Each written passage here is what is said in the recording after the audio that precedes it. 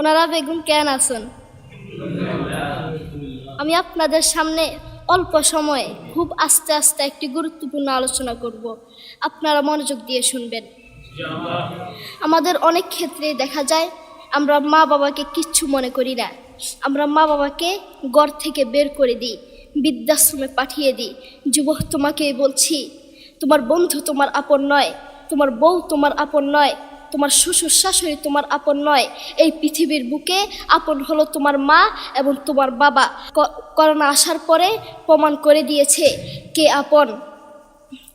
এক মেয়ে তার মাকে ফোন করে বলছে, মা, আমার স্বামীর করোনা হয়েছে।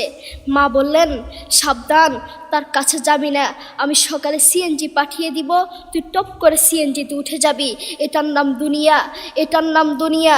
করোনা হওয়ার পরে বন্ধুর কাছে যায় নাই, করোনা হওয়ার পরে শ্বশুর শাশুড়ির কাছে যায় নাই, করোনা হওয়ার পরে স্বামী স্ত্রীর কাছে যায় নাই, কিন্তু করোনা হওয়ার পরে এখনো ইতিহাস আছে মা তার ছেলেকে গিয়ে চুমু খেয়েছে।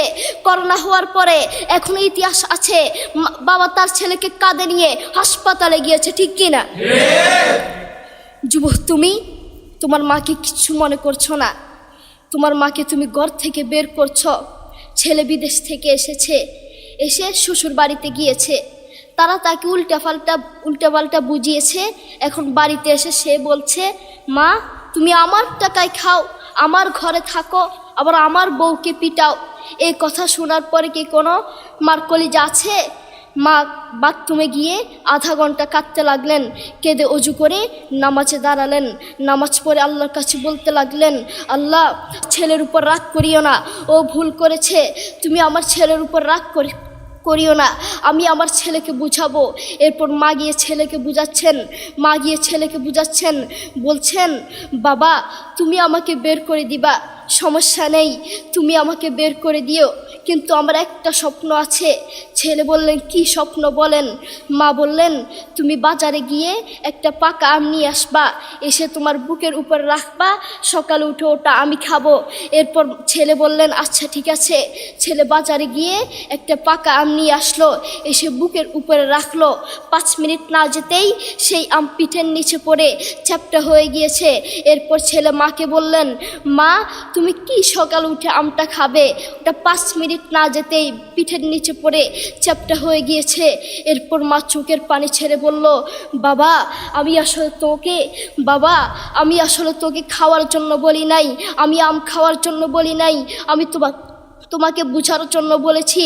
তুমি আজ একটা রাত এই আমটা রাখতে পারো নাই, আমটা বুকের উপর রাখতে পারো নাই, আর আমি সেই তোমার দুঃখিনী মা যে 1 বছর 2 বছর নয়, 3 বছর নয়, পাক্কা 5টা বছর এভাবে তোমাকে রেখেছি। আমিও যদি তোমার মতো এভাবে ঘুমাতাম, তুমিও তো আমার পিঠের নিচে পড়ে চ্যাপ্টা হয়ে যেতা। এরপর ছেলে চোখের পানি ছেড়ে বলল, মা, আসলে আমি বুঝতে পারি নাই তুমি কি জিনিস আসলে আমি বুঝতে পারি নাই। সৌদি আরবে এক আদালত হয়েছে, আদালতে 2 ভাই ঝগড়া করছে। এক ভাই বলছে মাকে আমি রাখবো, আরেক ভাই বলছে না, মাকে আমি রাখবো। দোনো ভাই ঝগড়া করছে মাকে ঘরে রাখার জন্য। এরপর এক ভাই মাকে নিয়ে চলে যাচ্ছে, আরেক ভাই মাটিতে গড়া দিতে অবস্থা খারাপ। সৌদি আরবে আদালত হয় মা বাবাকে ঘরে রাখার জন্য, আর আমাদের দেশে আদালত হয় মা বাবাকে ঘর থেকে বের করার জন্য, ঠিক কিনা? যুবক, তোমাকেই বলছি, তুমি তোমার মাকে বের করছো, তুমি তোমার মাকে বৃদ্ধাশ্রমে পাঠাচ্ছ, তুমি তোমার মাকে হত্যা করছ, তুমি তোমার মাকে জবাই করছ। তোমার মতো নাফরমান এই বাংলার জমিনে আরেকটাও হতে পারে না, ঠিক কিনা? যুবক, তোমাকে বলছি, তুমি জানো তোমার মা কি জিনিস?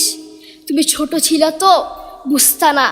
যেই মা তোমার জন্য সারাটা জীবন কষ্ট করেছেন, মাথার ঘাম পায়ে ফেলেছেন, সেই মাকে তুমি ঘর থেকে বের করে দিয়েছ, সেই মাকে তুমি বৃদ্ধাশ্রমে পাঠাচ্ছ। তুমি জানো তোমার মা কি জিনিস? তুমি খোঁজ নিয়ে দেখো, তোমার মা কিছু খেতে লাগলে তোমাকে ছাড়া খেত না, তোমাকে ছাড়া খেত না, অল্প একটু খেত আর সব তোমার জন্য রেখে দিত। আর তোমার বাপ হোটেলে গিয়ে শুধু অল্প একটু ডাল ভাত খেত আর তোমার জন্য সব রেখে দিত।